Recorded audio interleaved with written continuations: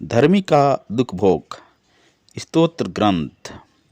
मेरे ईश्वर, तूने मुझे क्यों त्याग दिया? तू मेरी पुकार सुनकर मेरा उद्धार क्यों नहीं करता? मेरे ईश्वर, मैं दिन में पुकारता हूँ और तू उत्तर नहीं देता। मैं रात में पुकारता हूँ और मुझे शांति नहीं मिलती। यद्यपि तू मंदिर में विराजमान है, इस्राएल तेरा स्तुतिगान करता है। हमारे पूर्वजों को तेरा भरोसा था, उन्होंने तुझ पर भरोसा रखा और तूने उनका उद्धार किया। उन्होंने तेरी दुहाई दी और तूने उन्हें मुक्त किया। उनको तेरा भरोसा था और तूने उन्हें निराश नहीं होने दिया। परंतु मैं मनुष्य नहीं, कीट हूँ, मनुष्यों द्वारा तिरस्कृत, लोगों द्वारा परित्यक्त। मुझे जो भी देखते हैं, मेरा उपहास करते हैं, वे मेरे सिर हिलाते हुए मेरी हंसी उड़ाते हैं। उसने प्रभु पर भरोसा रखा, वही अब उसे बचाए। यदि वह उसे प्यार करता है तो वह उसे छुड़ाए। तूने मुझे गर्भ से निकाला और माता की गोद में सुरक्षित रखा।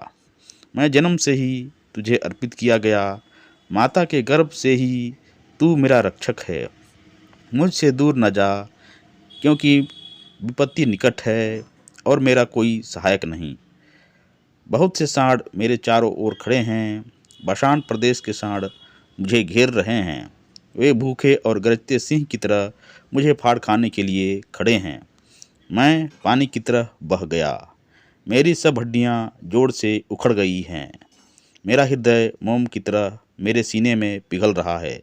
मेरी शक्ति ठीकरे की तरह सूख गई, मेरी जिह्वा तालू से चपक गई। वे मुझे मृत्यु की धूल में मिलाने जा रहे हैं।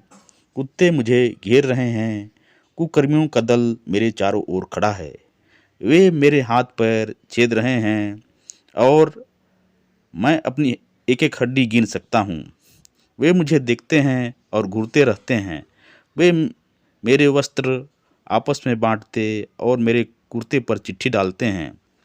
प्रभु, मुझसे दूर न जा, तू मेरा बल है, शीघ्र ही मेरी सहायता कर। मेरी आत्मा को तलवार से बचा, मेरे प्राणों को कुत्तों के पंजों से बे। मुझे सिंह के जबड़े से छुड़ा, मेरे प्राणों को जंगली सांडों के सींगों से। मैं अपने भाइयों के सामने तेरे नाम का बखान करूँगा। मैं सभाओं में तेरा स्तुतिगान करूँगा। प्रभु के श्रद्धालु भक्तों, उसकी स्तुति करो। याकूब के वंश जो, उसकी महिमा गाओ। इस्राएल के सब वंश जो, उस पर श्रद्धा रखो, क्योंकि उसने दीनहीन का तिरस्कार नहीं किया, उसे उसकी दुर्गति से घृणा नहीं हुई। उसने उससे अपना मुख नहीं छिपाया, उसने उसकी पुकार पर ध्यान दिया। मैं तुझसे प्रेरित होकर भरी सभा में तेरा गुणगान करूँगा। मैं प्रभु भक्तों के सामने अपनी मन्नतें पूरी करूँगा। जो दरिद्र हैं वे खाकर तृप्त हो जाएंगे, जो प्रभु की खोज में लगे रहते हैं वे उसकी स्तुति करेंगे। उनका हृदय सदा सर्वदा जीवित रहे। समस्त पृथ्वी प्रभु का स्मरण करेगी और उसकी ओर अभिमुख हो जाएगी। सभी राष्ट्र उसे दंडवत करेंगे, क्योंकि प्रभु ही राजा है, वही राष्ट्रों का शासन करता है। पृथ्वी के सभी शासक उसी के सामने नतमस्तक होंगे। सभी मनुष्य उसकी आराधना करेंगे। मैं उसके लिए जीवित रहूँगा, मेरा वंश उसकी सेवा करता रहेगा। वह आने वाली पीढ़ी के लिए प्रभु के कार्यों का बखान करेगा और जिन लोगों का अब तक जन्म नहीं हुआ उनके लिए प्रभु का नाम घोषित करेगा। क्रूस पर प्रभु यीशु ने कहा, हे मेरे ईश्वर, तूने मुझे क्यों छोड़ दिया? यह पढ़कर हमारा हृदय कांपता है। ईश्वर किस तरह अपने प्रिय पुत्र को त्याग सकते हैं? हमको यह असंभव लगता है। इसको समझने के लिए हमें यीशु की मानसिक दशा को समझना चाहिए और इन शब्दों का उद्गम जानना चाहिए। यीशु देखते हैं कि उनके चेलों ने उन्हें छोड़ दिया। वे पूरी तरह से शत्रुओं के हाथ में हैं और वे मनमानी कर रहे हैं। ईश्वर उन्हें नहीं बचा रहे हैं। इस अवस्था में यीशु प्रार्थना करने लगते हैं। स्तोत्र ग्रंथ इस्राएली जनता की प्रार्थना का पुस्तक था। यीशु वही स्तोत्र चुनते हैं जो उनकी मानसिक और शारीरिक दशा व्यक्त करता है।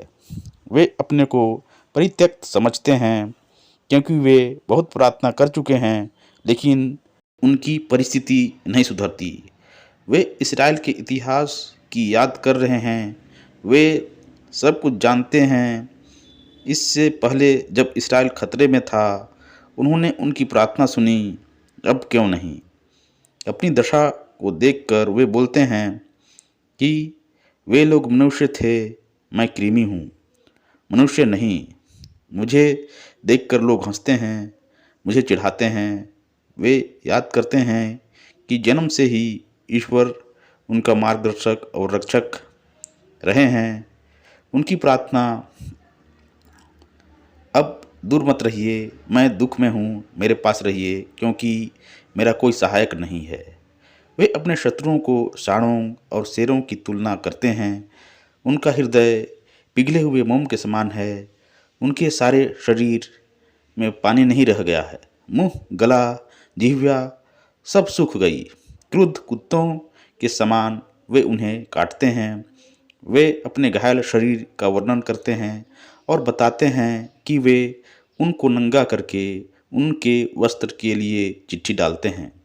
इसलिए वे प्रार्थना करते हैं कि प्रभु उनसे दूर न रहे, कि वे शीघ्र उनकी सहायता करें।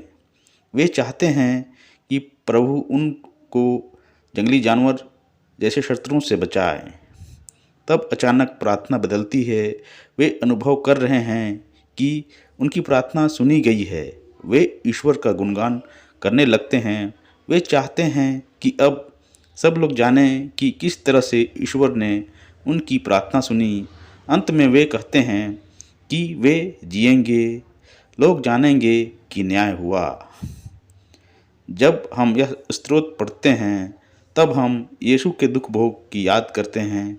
उनकी पीड़ा का वर्णन स्पष्ट रूप से इसमें दिया जाता है। हमारा ध्यान एक बात पर होना चाहिए कि यीशु दुखित थे, लेकिन निराश नहीं थे।